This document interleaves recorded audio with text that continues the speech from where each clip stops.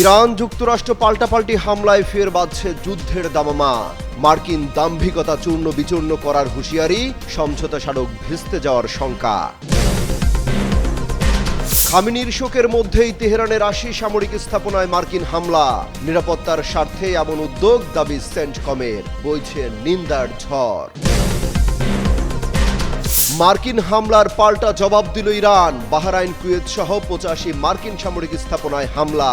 অত্যাধুনিক ড্রোন ভূপাতিত করার দাবি আইআরজিসির। ইরানের তেল রপ্তানির উপর ফের নিষেধাজ্ঞা দিল যুক্তরাষ্ট্র। কঠোর পরিণতির হুঁশিয়ারি, ঘোষণার পর ৫% বেড়েছে জ্বালানির দাম। নাজাফের পর এবার কারবালার পথে খামেনির মরদেহ। ইরাকেও জানা যায় লাখো জনতার ঢল। বৃহস্পতিবার মাশহাদে করা হবে দাফন। যাত্রী সহ মাঝ আকাশেই উধাও পাকিস্তানি কার্গো বিমান। নিখোঁজ বিমানের সন্ধানে তৎপর উদ্ধারকারী দল। পাকিস্তান জুড়ে চাঞ্চল্য।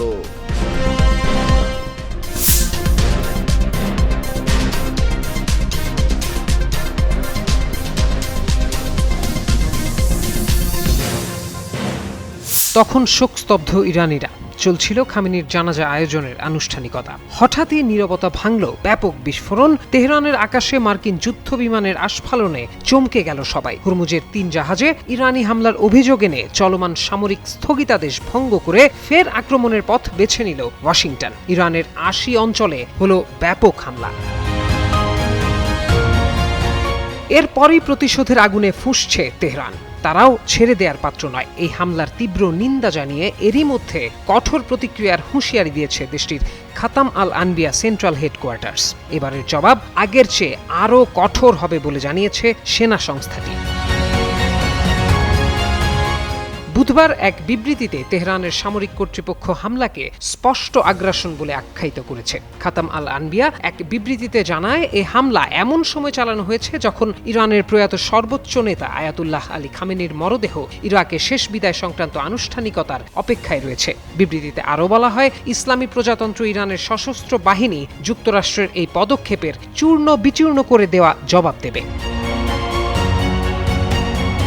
যুক্তরাষ্ট্র একই সাথে ইরানের তেল রপ্তানিতেও নিষেধাজ্ঞা দিয়েছে। এই ইস্যুতে ইরানের সামরিক বাহিনী স্পষ্ট জানিয়েছে, হরমুজ প্রণালীর ব্যবস্থাপনায় কোনো বিদেশি হস্তক্ষেপ মেনে নেওয়া হবে না। তাদের দাবি, হরমুজ প্রণালী দিয়ে বাণিজ্যিক জাহাজ ও তেলবাহী ট্যাঙ্কারের নিরাপদ চলাচলের একমাত্র স্বীকৃত পথ হল ইরান নির্ধারিত রুট। এদিকে হরমুজ প্রণালীতে ৩টি বাণিজ্যিক জাহাজে হামলার অভিযোগে ইরানের বিভিন্ন লক্ষ্যবস্তুতে বিমান হামলা চালানো হয়েছে বলে দাবি করেছে মার্কিন সেন্ট্রাল কমান্ড সেন্টকম। সংস্থাটির দাবি, আন্তর্জাতিক জলসীমায় নিরীহ বেসামরিক নাবিকদের বহনকারী বাণিজ্যিক জাহাজে হামলার জবাবেই এই অভিযান চালানো হয়। প্রত্যয় দাস, যুগান্তর নিউজ। মাত্র ৭ দিন। এই ৭ দিনের কথাই বলেছিলেন ডোনাল্ড ট্রাম্প। ইরান যেন তাদের সর্বোচ্চ নেতা আয়াতুল্লাহ আলী খামেনির শেষ বিদায়ের অনুষ্ঠান শান্তিপূর্ণভাবে শেষ করতে পারে, তার জন্য সময় বেঁধে দিয়েছিল যুক্তরাষ্ট্র। কিন্তু নিজেদের কথাই রাখল না তারা। সেই ৭ দিনের প্রতিশ্রুতির আগেই বদলে গেল পুরো দৃশ্যপট। খামেনির জানাজার শোক এখনও শেষ হয়নি। লাখো মানুষের চোখে তখনও অশ্রু। ঠিক তখনই ইরানের আকাশে গর্জে ওঠে যুদ্ধবিমান।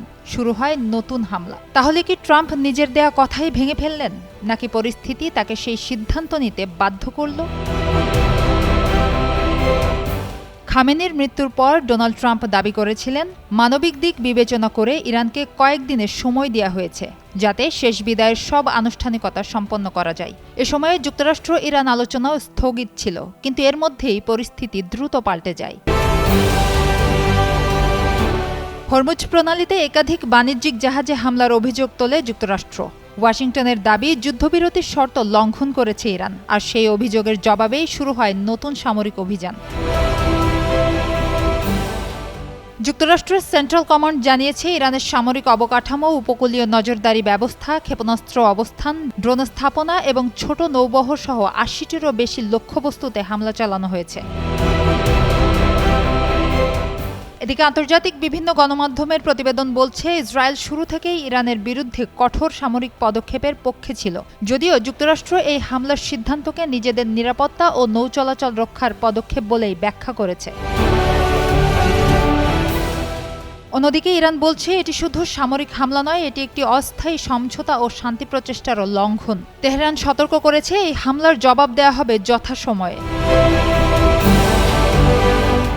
একদিকে শেষ বিদায়ের শোক, অন্যদিকে আকাশ জুড়ে নতুন যুদ্ধের আগুন। প্রশ্ন একটাই, এই হামলার পর মধ্যপ্রাচ্য কি আবারও পূর্ণমাত্রার সংঘাতের দিকে এগোচ্ছে, নাকি কূটনীতির শেষ দরজাটিও বন্ধ হয়ে গেল? সুবর্ণা রহমান, যুগান্তর নিউজ। আবারও নড়বড়ে মধ্যপ্রাচ্য পরিস্থিতি। যখন মনে হচ্ছিল শান্তি আলোচনার খুব কাছাকাছি দুই দেশ, ঠিক তখনই ইরানে ব্যাপক মার্কিন হামলা যেন পাল্টে দিল পুরো চিত্র। খামেনির জানাজা অনুষ্ঠানের মধ্যেই দেশটির দক্ষিণাঞ্চলের ৮০টিরও বেশি সামরিক স্থাপনায় মুহুর্মুহু হামলার পাল্টা জবাবে কঠোর অবস্থান নেয় তেহরান। প্রতিশোধের আগুনে পুড়তে থাকা ইরান শেষমেশ জবাব দিল সমানে সমান। বাহরাইন ও কুয়েতে মার্কিন ঘাঁটি লক্ষ্য করে বড় ধরনের পাল্টা হামলা চালিয়েছে দেশটি। এরই মধ্যে উপসাগরীয় দুই দেশ জুড়ে বেজে উঠেছে বিমান হামলার সতর্কতামূলক সাইরেন। আন্তর্জাতিক সংবাদ মাধ্যম আল জাজিরা বলছে, হরমুজগান প্রদেশ এবং মাশার বন্দরে যুক্তরাষ্ট্রের সাম্প্রতিক হামলার জবাবে বাহরাইন ও কুয়েতের ৮৫টি মার্কিন সামরিক স্থাপনাকে লক্ষ্য করে একযোগে ড্রোন ও ক্ষেপণাস্ত্র হামলার দাবি করেছে ইরান। হামলার পরপরই বাহরাইন ও কুয়েতে এয়ার রেড সাইরেন বেজে ওঠে এবং আকাশ প্রতিরক্ষা ব্যবস্থা সক্রিয় করা হয়। অন্যদিকে যুক্তরাষ্ট্র জানিয়েছে, হরমুজ প্রণালীতে ৩টি বাণিজ্যিক জাহাজে হামলার প্রতিক্রিয়ায় তারা ইরানের দক্ষিণাঞ্চলে শক্তিশালী সামরিক অভিযান চালিয়েছে। ওয়াশিংটনের দাবি, লক্ষ্যবস্তু ছিল আকাশ প্রতিরক্ষা ব্যবস্থা, ক্ষেপণাস্ত্র উৎক্ষেপণ কেন্দ্র এবং উপকূলীয় সামরিক স্থাপনা।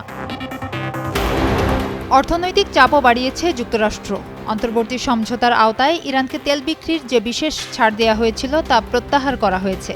এর জবাবে তেহরান অভিযোগ করেছে, যুক্তরাষ্ট্র নিজেই সমঝোতার শর্ত ভঙ্গ করেছে এবং এ কারণে ওই সমঝোতা কার্যত অকার্যকর হয়ে পড়েছে।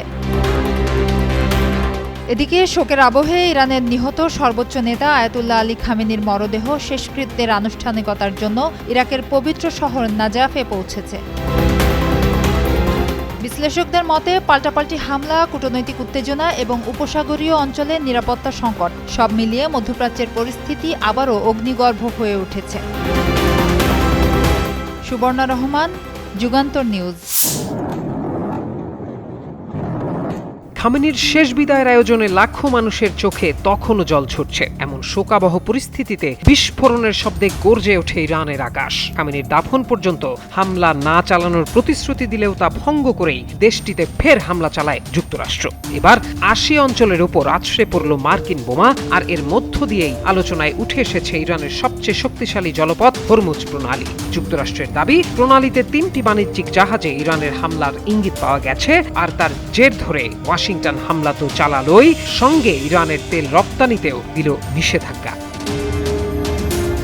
ইরান যুক্তরাষ্ট্রের যুদ্ধবন্ধের আলোচনা ও সমঝোতা স্মারক সইয়ের মাঝের সময়টুকু কিছুটা স্বস্তি পেয়েছিল কৌশলগত এই জলপথ, কিন্তু নীরবতা ভেঙে আবারও হামলা ও নিষেধাজ্ঞার বেড়াজালে জড়ালো পারস্য ও ওমান উপসাগরের মাঝামাঝি অবস্থিত প্রণালীটি। বুধবার বার্তা সংস্থা রয়টার্সের এক প্রতিবেদনে মার্কিন কর্মকর্তার বরাতে বলা হয়, হরমুজে 3টি বাণিজ্যিক জাহাজে ইরানের হামলার আভাস মিলেছে, আর এর ফলে আবারও প্রণালী দিয়ে ইরানের তেল রপ্তানিতে নিষেধাজ্ঞা দিয়েছে ট্রাম্প প্রশাসন। মার্কিন অপর কর্মকর্তার বরাতে প্রতিবেদনে বলা হয়, হরমুজ প্রণালীতে জাহাজের ওপর ইরানের হামলা সম্পূর্ণ অগ্রহণযোগ্য। এই ঘটনার জন্য তাদের কঠোর পরিণতি ভোগ করতে হবে। প্রতিবেদন অনুযায়ী যুক্তরাষ্ট্রের এ ঘোষণার পর তেলের দাম ৫% বেশি বেড়েছে। গত মাসে মার্কিন অর্থ বিভাগ আগামী ২১ আগস্ট পর্যন্ত ইরানের তেল রপ্তানির অনুমোদন দিয়েছিল। মঙ্গলবার ওই অনুমোদন প্রত্যাহার করে নেওয়া হয় এবং সেই সময়সীমা কমিয়ে ১৭ জুলাই পর্যন্ত নির্ধারণ করা হয়।